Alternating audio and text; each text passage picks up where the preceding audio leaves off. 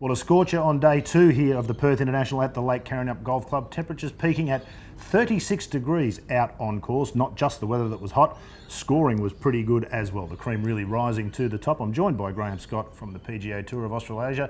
You guys as organisers must be delighted, Graeme. That leaderboard is as much as you could ask for. It's absolutely fantastic. And the other thing, Rod, is it makes us look good, because we actually did predict that the top players would come through, and that today was a chance for them to post some good scores. And so yesterday wasn't just going to be a one-off. Indeed they did. There were a number of good scores. One of them by Brett Rumford, the local favourite. He shot 7 under today. Amazingly says he hasn't peaked yet.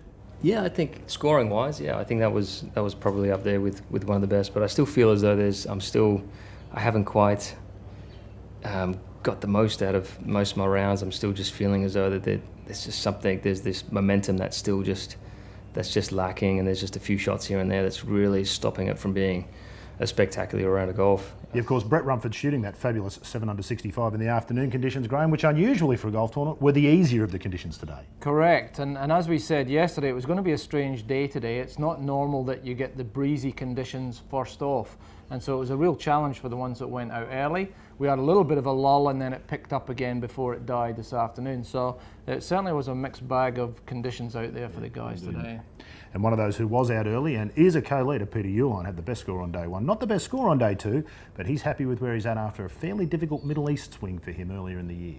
Middle East, yeah, it's been better than it was for sure in the Middle East, for sure. Those were 3 really just drastic, awful weeks really, and so last week was good in Malaysia. It was nice to kind of get some good rounds in my belt and then carry it over and just kind of mentally just stay sharp and not really let things happen. Especially on a course like this, it's tough. You can hit some good shots and not get rewarded. So it's really kind of, you just got to just stay clear mentally, stay free, and stay patient. Really, that's kind of the big thing. So it's been, for 2 days worth, it's been very solid for me. Yeah, terrific effort from Peter Uihlein in the difficult morning conditions, though the real fireworks came in the afternoon. The tournament draw card, Graeme Scott, Louis Westhazen posted an 8 under round, which was fabulous. Will we be seeing those sorts of scores over the weekend? Look, I think there are still some good scores out there.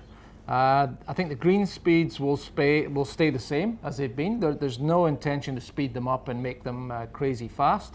But with the warm conditions, obviously we do need to keep them moist. So they should be receptive out there tomorrow. But there are a lot of birdie chances out there. It's just, again, as we said yesterday, the quality of the field is there.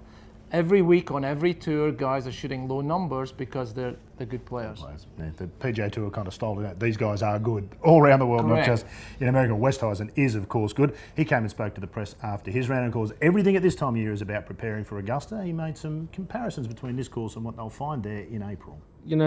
I can see a similarity, but they're not as slopey as at Augusta, and I think you can still manage it around the green a bit better maybe. But what definitely makes it tricky is the grain around the greens. If you're a little bit into the grain, it's better grabbing the putter than trying to chip it. So I think it can help for preparing for a week like Augusta. But I think the main thing with Augusta, when you're there, you're sort of so overwhelmed by just the tournament itself, by everyone there, that emotions is playing a really big factor for that week.